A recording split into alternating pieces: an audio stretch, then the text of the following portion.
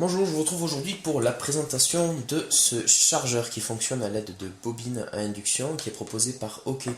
Il s'agit du modèle LC-C1. Le produit est vendu dans cet emballage cartonné. Alors le chargeur, le socle de recharge, il est en deux parties.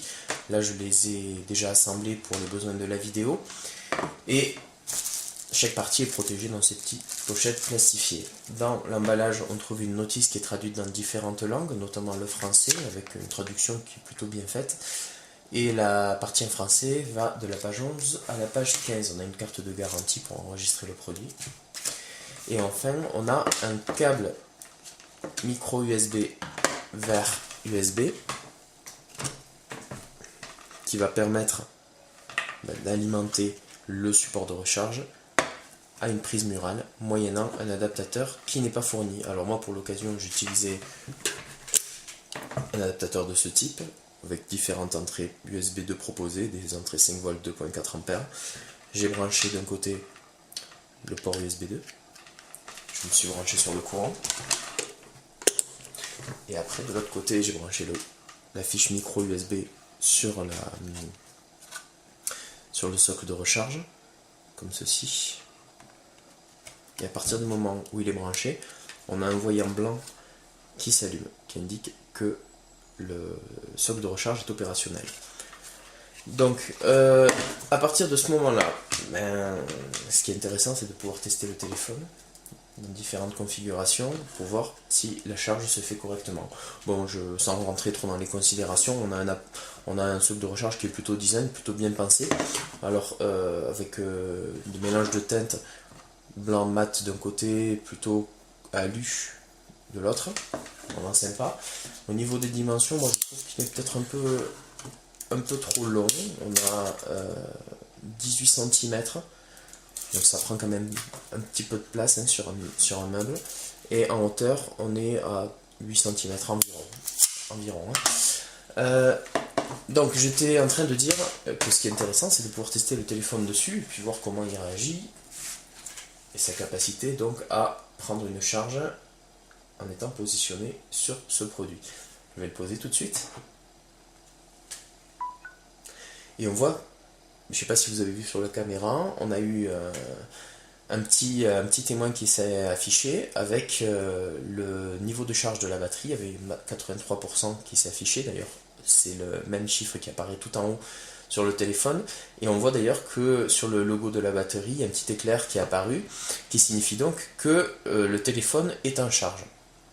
Ce qui est très bien, ce qui est normal, puisque j'ai branché le socle de recharge à une prise murale. Alors en l'occurrence là pour la vidéo, à une multiprise. Quand le téléphone est branché, si on regarde de l'autre côté, on voit qu'un voyant vert est allumé. Ça signifie que le téléphone est en charge.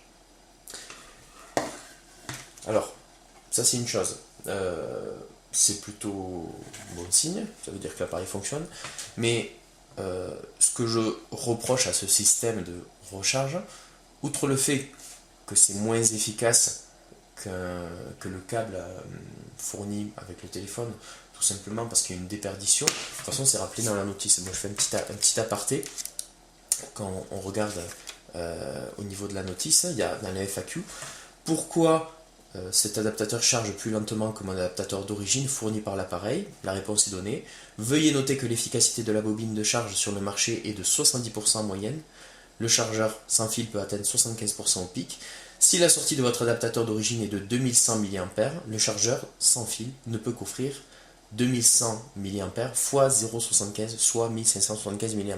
Donc on a une déperdition au niveau de l'ampérage. C'est pour ça que ce type de chargeur à induction est moins efficace qu'un chargeur classique fourni avec le téléphone. Bref, je reviens à mon petit test. J'avais pour l'instant testé le téléphone nu sur ce support de recharge et ça marchait sans problème.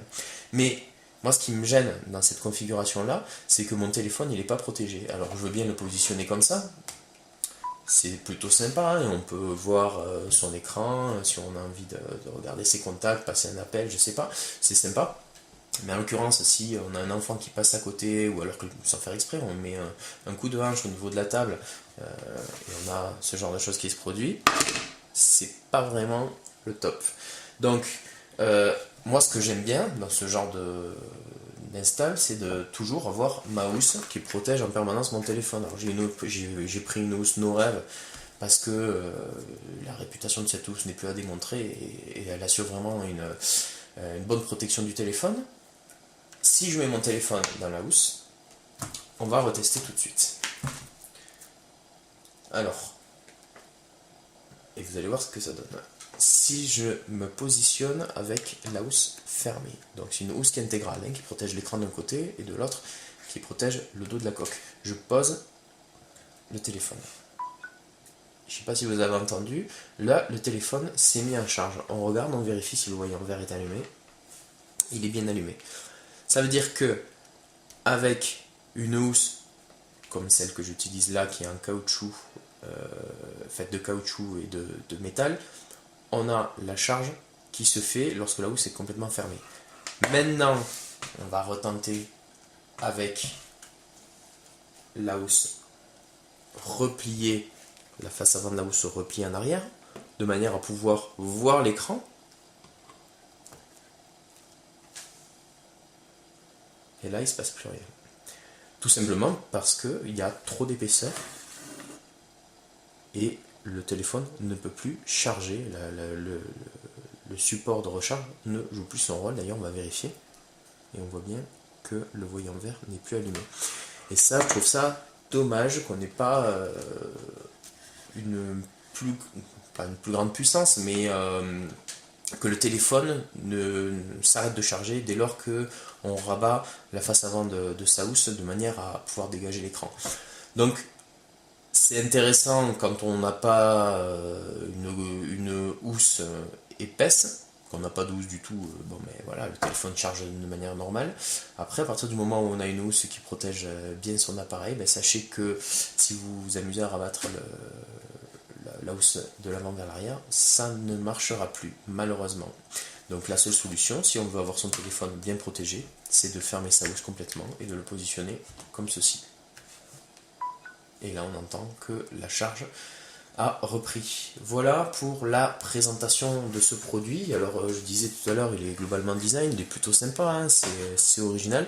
C'est le deuxième chargeur à induction que je teste. Le précédent avait l'aspect d'un galet.